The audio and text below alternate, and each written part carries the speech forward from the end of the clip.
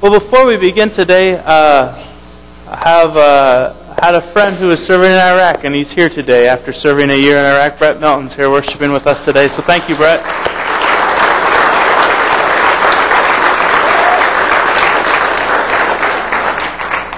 See, we can be out of school and I still can embarrass you. I don't know how that works, but anyway. This has been a good week for the church. What an exciting thing it is as we see what's happened with Ben, and just the reminder that our God didn't create and leave us, but indeed our God created and stays with us and lives with us today and interacts with us. What a wonderful thing that is. And what a way to start the year, you know? What a good way to start 2010, 2010, 10, whatever you want to call it.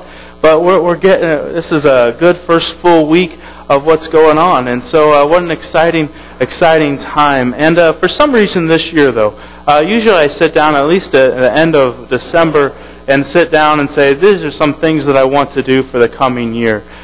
These are the things that, I want to set down those resolutions and say, this is what I want to do. And for some reason I didn't do that. And I don't know why, and maybe it's because I've given up on losing 20 pounds. I don't know what it could be.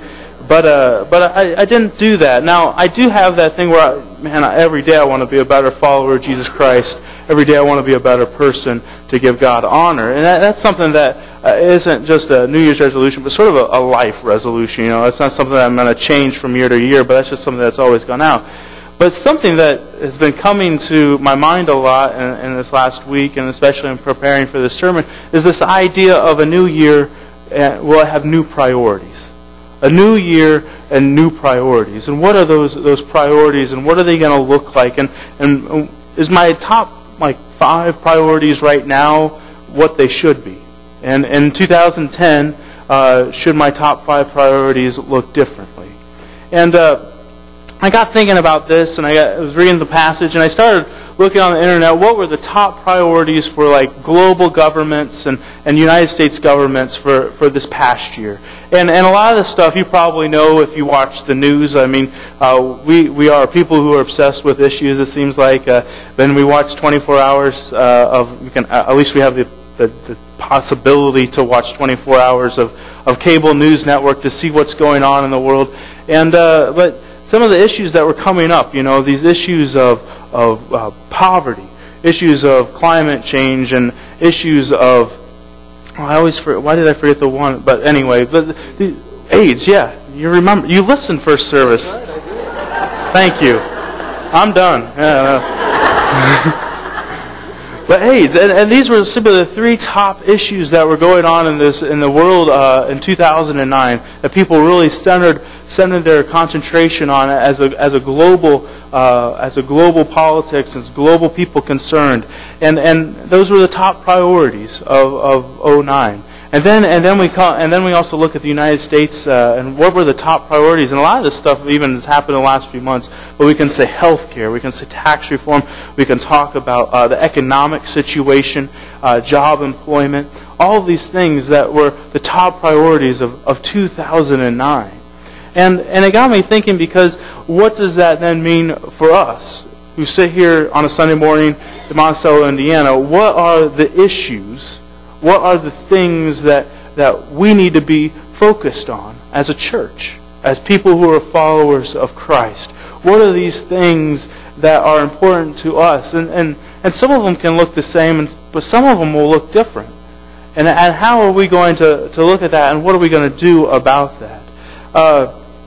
In this passage that we look at in Isaiah in chapter 42, it's a passage that I think is really interesting.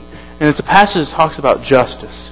And it's a passage that I think is just important for us, as it talks about justice for all the nations. As it talks about being servants, as it talks about being light and darkness. I find it to be very, very, very, very important for us to hear at the beginning of a year, or maybe just important for us to hear as we move forward. And it states this. It's Isaiah 42, 1 through 9.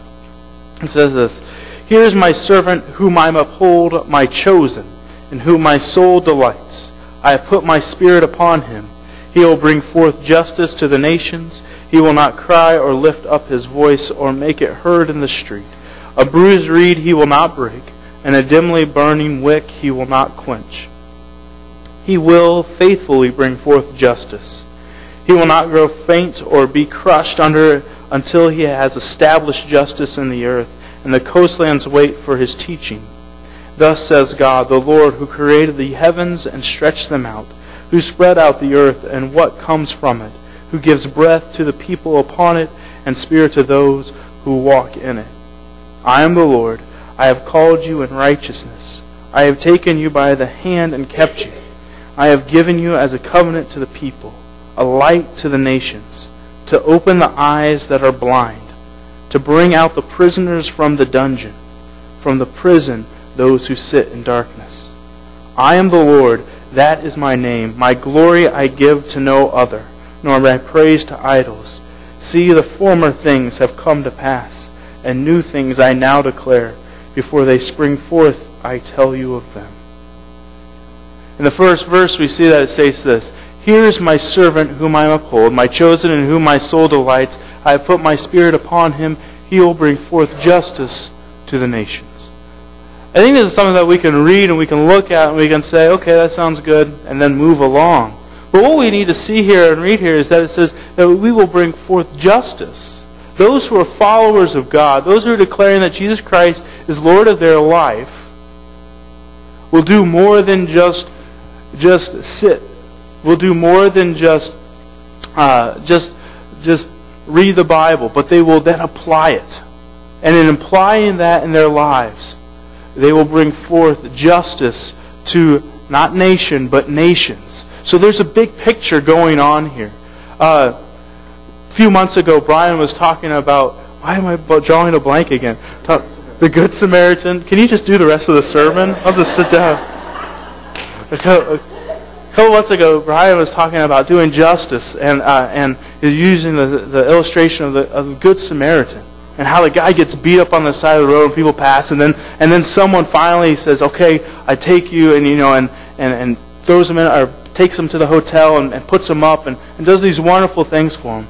Brian said that wasn't justice. Well, Brian said justice would be then going back and figuring out why he got beat up on that street and putting up lights so no one could get beat up on that street.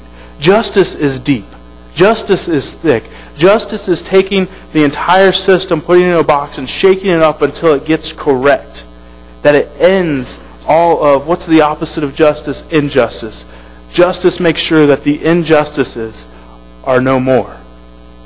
That's justice. And I'm not telling you, and Brian made this very clear, it doesn't mean that you stop giving someone a loaf of bread. But what justice means is you figure out why they're hungry and you fix the system and to make that problem solved.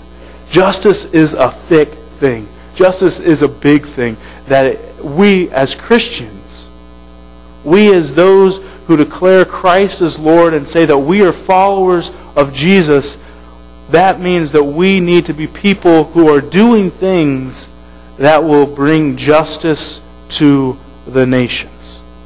This is a big topic. This is a topic that when you take it for what it means and take it straight to the heart, it will change your priorities and how you live your life. Your top 5 priorities will shift.